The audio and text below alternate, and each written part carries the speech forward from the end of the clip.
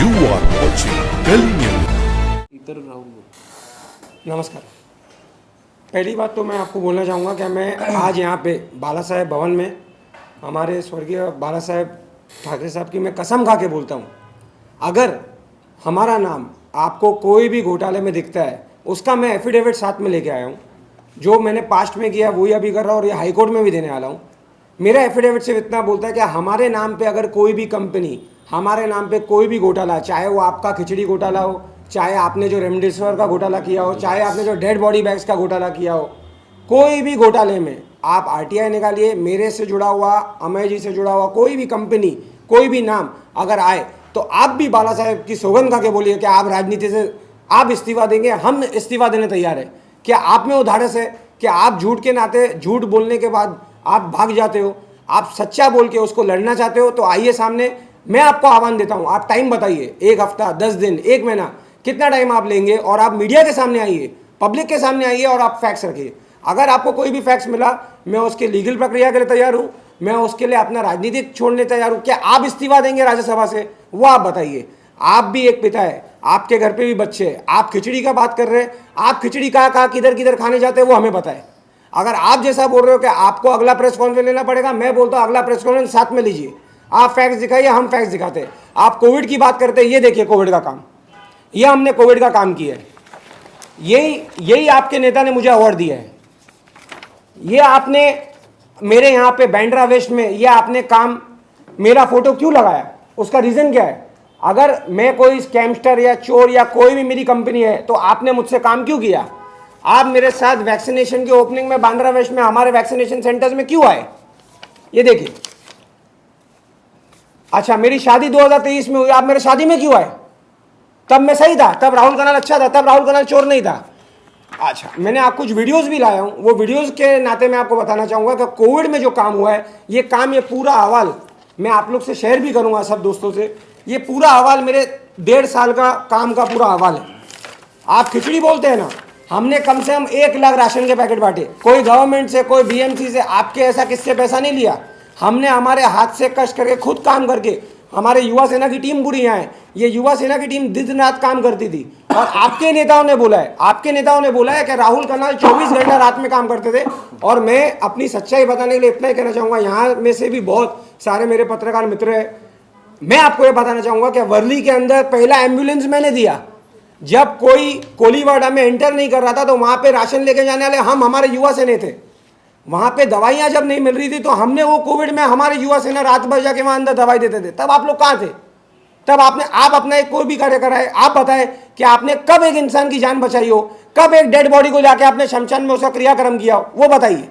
आप कोविड की बात करते हैं, आप लोग के जैसा, आप लोग जो बोल के सुबह आके भाग जाने से कोई नहीं होता है। सामने आइए, आप कोर्ट बोलिए, आप कोई भी फॉर्मेट बोलिए, आप मीडिया के सामने आइए, आप ओपन डिबेट में आइए। मैं आपको, आप टाइम लिमिट बताइए और टाइम लिमिट में हम आपको जवाब देंगे। अगर आपके पास जवाब नहीं है तो मैं मानूंगा कि आपने माफी मांगी और आप इस्तीफा देने तैयार हो। दादा देखिए, इशारा क्लियर था। जिन्होंने झूठा आरोप किया, ये इशारा उनके लिए है। और ये इशारा ऐसा है कि आप नेता होने के पहले एक पत्रकार थे। पत्रकार क्या होता है? पत्रकार पहले एविडेंस लाता है, प्रूफ लाता है, काउंटर रिपोर्ट बनाता है और दोनों साइड का एंगल डालता है। आप पहले एविडेंस लाइए और पब्लिक करिए। आप आज जब मैं आपके पास आया हूँ तो मैं एविडेंस, वीडियो, फोटोग्राफ, मेरा एफिडेविट के साथ आया हूँ। मैं किसी पे आरोप करने नहीं आया या अपने आप को सही बताने नहीं आया हूँ। तो जब आपके पास है तो आप आइए। बाला साहब ने हमको सिंपल प्रिंसिपल सिखाया है, जब तक आदमी को आप माफ़ कर सकते हो उसको माफ़ करो, लेकिन वो अगर आपके ऊपर आए तो उसको छोड़ना नहीं। तो याद रखना, आप सिर्फ बोलते हो, मैं करके दिखाऊंगा, क्योंकि हम एक बार कमिटमेंट देते तो उसको पूरी करते हैं। उस पर मैं बोलना चाहूँगा आपको, अभी उन्होंने किया, उन्होंने बोला हमने आपको जवाब दिया, हमने एविडेंस के साथ आपको जवाब दिया है। अभी मेरा उनसे एक सवाल है, राउत साहब, आप हमेशा बोलते हो कि आप बाला साहेब के शिर से नहीं गए, चलिए माना। आप उनकी शपथ खा के बोलिए कि आपने सामना के ऑफिस में 5 मिनिस्टर, 16 एमएलए को पहले सामना के ऑफिस में बुला के बाद में आपने घर में, निवास में बुला के सीएम आपको बनना था, ये आपने बात बोली थी कि नहीं? शपथ खा के बोलिए। ये आप शपथ खा के बोलिए कि आपने ये बात की थी कि नहीं। और अगर ये झूठी बात है तो वो सारे एमएलए एविडेंस के साथ आपके सामने आएंगे। आपने किया था, हाँ या नहीं? क्या मैं फिट हूं, मुझे मुख्यमंत्री बनना चाहिए, ये आप बताइए। कब की बात हो रही है? 2019 की बात है जब महाविकास आघाड़ी का ये मैं तब की बात कर रहा हूं जब मुंबई में हमारे मुंबईकर कोविड से लड़ रहे थे, सब लोग अपना काम कर रहे थे और किसी को क्या बनना था, क्या चाहिए था, उसके लिए वो जो मीटिंगें हुई। आप मेरा सीडीआर निकालिए, उनका सीडीआर निकालिए, 3 साल का ट्रैक रिकॉर्ड निकालिए और सीसीटीवी इमेजेस निकालिए और बताइए सच है क्या झूठ है। लेकिन उस वक्त उद्धव ठाकरे जी एक खुद मुख्यमंत्री जी। क्या वो उद्धव ठाकरे जी को हटाना चाहते थे? ये अभी आपको जानना, उनसे पूछना पड़ेगा कि शपथ के अंदर आके उनको ये बोलना पड़ेगा कि क्या वो क्या चाहते थे। इस बारे में उद्धव ठाकरे को कुछ पता था कि अभी आप ये तो वही बता सकते हैं कि उन्हें पता था कि नहीं।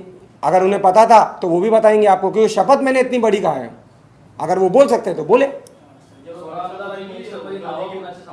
नाव तुम्ही सीसीटीव्ही काढून घ्या ना, सीडीआर काढून घ्या। आमचे घोटाळे यासाठी किंवा समोर येतो की चौकशा होत आहेत केंद्रीय तपास यंत्रणेत, पण भाजपा किंवा तुमच्या पक्षातील एकाही नेत्याची चौकशी किंवा काय होत नाही, मग हे तरी तुम्ही मान्य करताय की कुठलीच काय चौकशी होत नाही? सर चौकशी तब होगी जब आपका इन्वॉल्वमेंट कुछ होगा। अगर आपका इन्वॉल्वमेंट नहीं है, जैसे इन्होंने कहा कि अमय जी और राहुल ये चौकशी के डर से वहाँ गए, तो आपको याद होगा क्या जब मुझ पे इनकम टैक्स की रेड हुई थी तब आदित्य जी खुद आके मंत्रालय में बोले थे कि राहुल साफ है, तब राहुल साफ था। और मैं आपको ये पब्लिकली बताना चाहता हूँ, आप विधानसभा के अंदर आके बोले थे उन्होंने क्या राहुल कनल पे कुछ नहीं है, वो साफ है। सही है, आज राहुल कनल गलत हो गया। तो आप एक काम कीजिए, इनकम टैक्स तो ओपन पोर्टल है, आप चेक कीजिए इनकम टैक्स का मेरा फाइलिंग, इनकम टैक्स का मेरा क्लियरेंस, मेरा जैसे अमय जी ने बोला, हम अपने प्यार से, हम हमारी आदर और सेल्फ रिस्पेक्ट के लिए शिंदे साहब से जुड़े, हम किसी डर से नहीं जुड़े। और अगर आपको ये चेक करना है तो आप चेक कर सकते हैं क्या मुझे क्लियरेंस कब आया है और मैंने ज्वाइन कब किया हूँ। मैंने ज्वाइन करा है 13 महीने बाद, तब तक मैं सही था, बाद में गलत हो गया। ये कौन सी बात है, ये कौन सी न्याय है।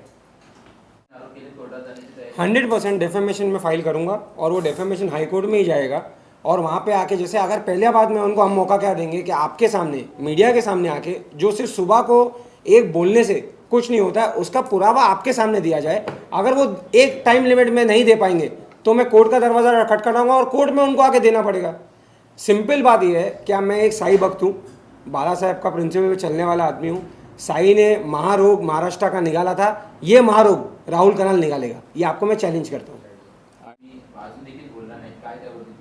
नहीं, आपको शायद गलतफहमी है। मैं जब शिंदे साहब का पक्ष ज्वाइन किया तभी मैंने बात क्लियर कर दी थी। क्या किसी को भी, बहुत लोगों ने मेरे ऊपर आरोप किए थे, वो आरोप आप जाके ओपन आप चेकिंग कर सकते हैं। मैंने तो रिक्वेस्ट खुद सीएम साहब को किया था कि आप SIT लगाइए, और जहाँ तक मेरी बात है आप पूरा तहकीकात कीजिए। मैं आज भी आपको ऑन रिकॉर्ड बोल रहा हूँ, अगर लाइफ में कभी उनको पर्सनली मिला भी हूँ या एक बार कॉल पे भी बात हुई तो मैं राजनीति छोड़ दूंगा। Thank you.